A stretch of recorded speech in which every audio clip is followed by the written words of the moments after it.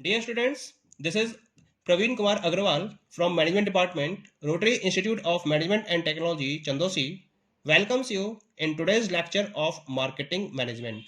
In today's lecture, we will focus on the topic brand repositioning.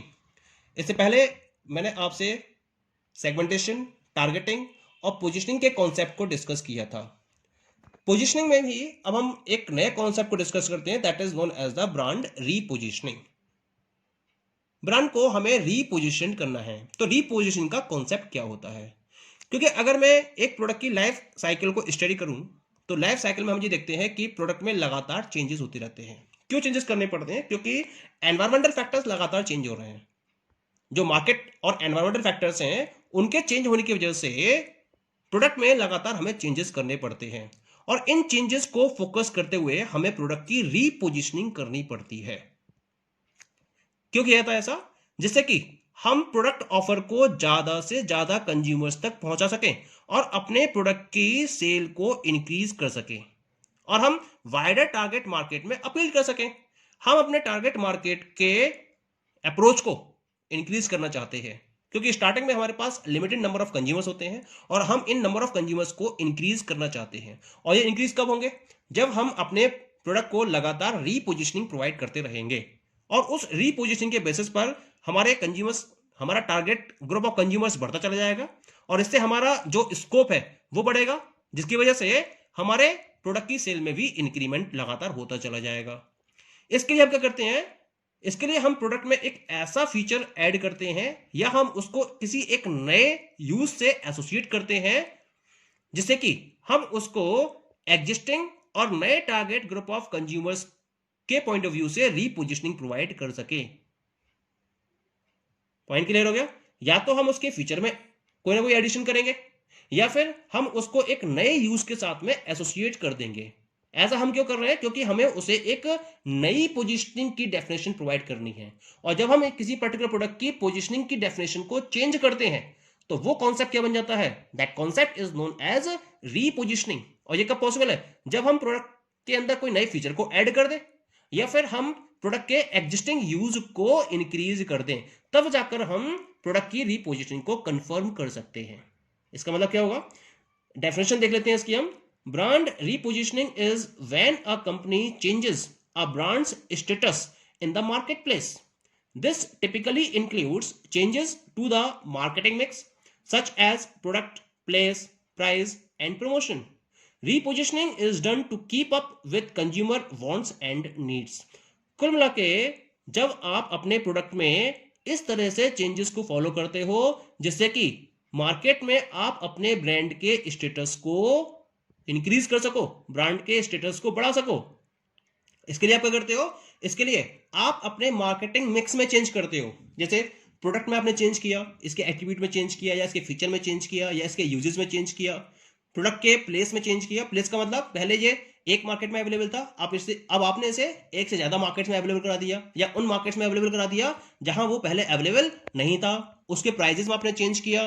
Promotional strategy में change किया. पहले आप sophisticated marketing को follow कर रहे थे और अब आप एग्रेसिव मार्केटिंग को फोकस कर रहे हो. तो ये सब आप क्यों करते हो? जिससे कि आप अपने प्रोडक्ट को एक नई पोजीशनिंग की डेफिनेशन में कैप्चर कर सको और अपनी मार्केट को आप इंप्रूव कर सको, कंज्यूमर्स की वांट्स एंड नीड्स को ज्यादा से ज्यादा मैच कर सको जिससे कि आपकी सेल पर उसका इफेक्ट पड़े. तो हम इस पर्टिकुलर कॉन्सेप्ट को ब्रांड रीपोजिशनिंग का नाम देते हैं. कुछ हम एग्जांपल्स डिस्कस करते हैं इसके रेफरेंस में. जैसे एक कंपनी का नाम आपने सुना होगा, दैट इज द मिल्कमेट.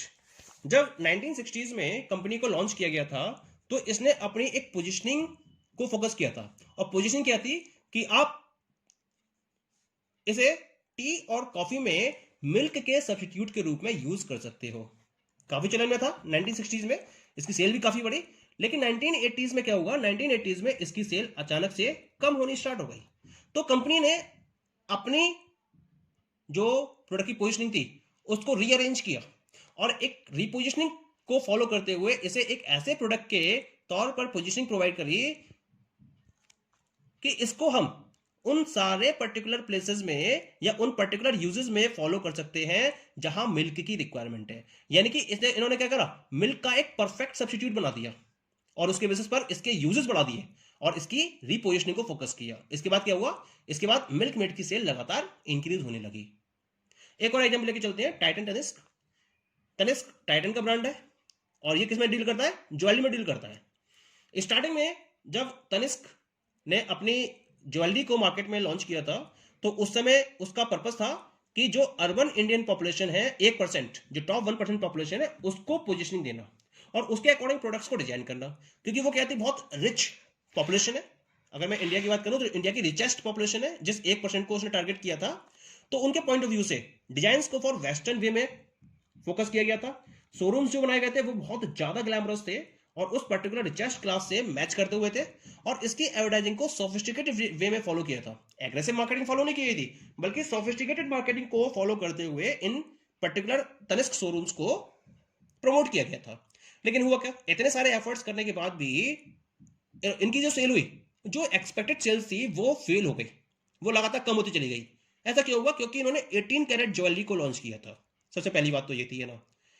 इसके बाद उन्होंने मार्केट को स्टडी करा और मार्केट को स्टडी करने के बाद उन्हें यह पता चला कि मार्केट में जो इंडियन मार्केट है वो 18 कैरेट का मार्केट नहीं है, वो 22 कैरेट का मार्केट है।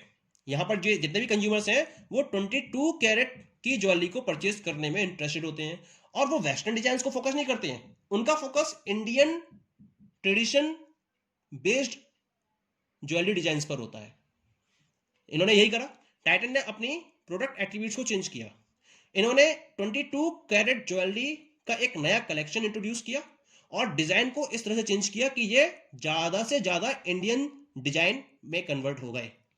इसके बाद क्या हुआ, अचानक से इनकी सेल्स लगातार बढ़ती चली गई और आज की डेट में अगर मैं बात करूं तो रीपोजिशनिंग करने के बाद जो टाइटन तनिष्क है उसने 5% से ज्यादा ज्वेलरी मार्केट पर कब्जा कर रखा है इंडिया के अंदर।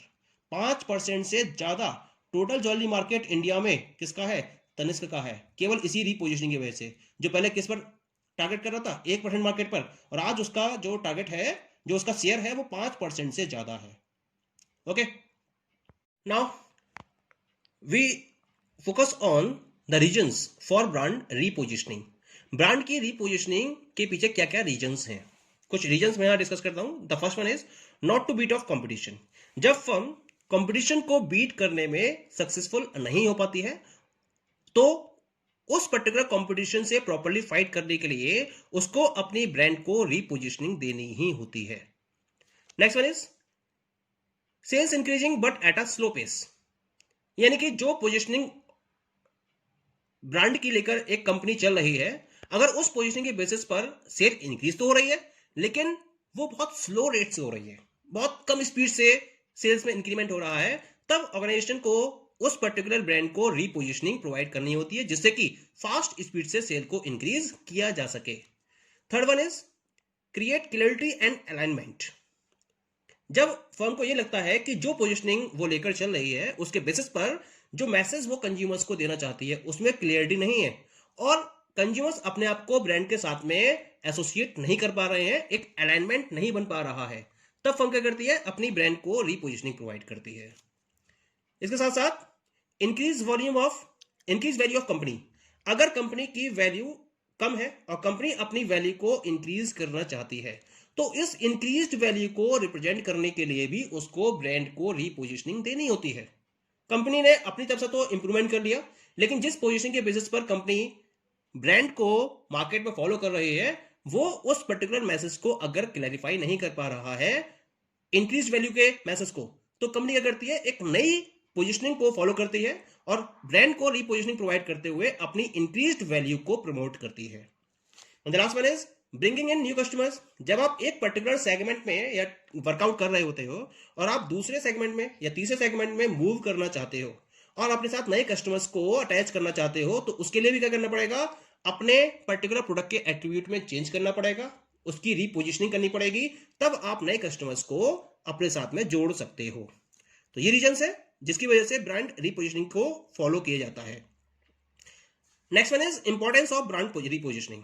इसकी इंपॉर्टेंस क्या है, यानी कि अगर एक फर्म ब्रांड रीपोजिशनिंग के कॉन्सेप्ट को फोकस करती है तो इसके पीछे कुछ पर्टिकुलर पॉइंट्स है। क्या क्या पॉइंट्स है, stronger competitive position.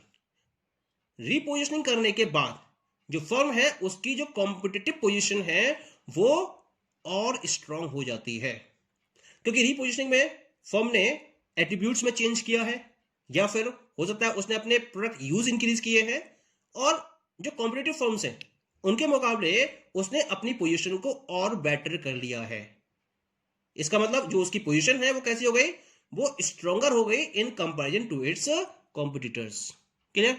Next one is improved sales, क्योंकि ब्रांड रीपोजिशनिंग को फोकस किया है तो बहुत सारे पॉइंट्स उसने इंप्रूव भी किए होंगे, और इन इंप्रूव्ड पॉइंट के बेसिस पर ऑर्गेनाइजेशन अपने प्रोडक्ट की या अपने ब्रांड की सेल को इंक्रीज करने में काफी हद तक सक्षम हो जाती है और लगातार अपने नंबर ऑफ कंज्यूमर्स को इंक्रीज करती चली जाती है। Next one is target market. कुल मिला के रीपोजिशनिंग का पर्पज होता है टारगेट मार्केट को पेनिट्रेट कर देना, टारगेट मार्केट को लगातार इंक्रीज करते चले जाना। तो जो कंपनी की रीपोजिशनिंग है उसके बेसिस पर उसका टारगेट मार्केट का शेयर लगातार बढ़ता चला जाता है और वो नए नए मार्केट्स में ऑपरेट करना स्टार्ट कर देती है, जिससे क्या होगा, उसके नंबर ऑफ कंज्यूमर्स भी बढ़ेंगे। Next one is align to current market needs. Consumers की करंट में जो नीड्स हैं, यानी कि जिस टारगेटेड कंज्यूमर्स के लिए वो प्रोडक्ट अवेलेबल करा रही है, रीपोजिशनिंग के मीडियम से वो अपने कंज्यूमर्स के साथ में अपने ब्रांड के एसोसिएशन को और अलाइनमेंट को हायर लेवल तक ले जाती है। ये जो एसोसिएशन है जितना स्ट्रांग होगा, कंज्यूमर्स उतना ही ब्रांड के साथ में पर्सनल टच में रहेंगे और वो उतना ही उस पर्टिकुलर ब्रांड से अट्रैक्टिव होंगे। ओके, ये रीपोजिशनिंग से ही पॉसिबल हो सकता है केवल, है ना। And the last one is potential media attention. जब आप रीपोजिशनिंग को फोकस करते हो तो आपको मीडिया की भी एक अटेंशन मिलती है, क्योंकि रीपोजिशनिंग में आप ऐसे एट्रीब्यूट्स को इंट्रोड्यूस करते हो जो बाकी जो कॉम्पिटिटिव फर्म्स है उनके पास वो एट्रीब्यूट अवेलेबल नहीं होता है, जिसकी वजह से ऑटोमेटिकली जो आपका अटेंशन है वो मीडिया में भी जाता है और ऑटोमेटिकली आपको एक पब्लिसिटी मिलती है, जिसके बेसिस पर आप नए कंज्यूमर्स को अपने साथ ऐड करने में कामयाब हो जाते हो। Okay, thank you.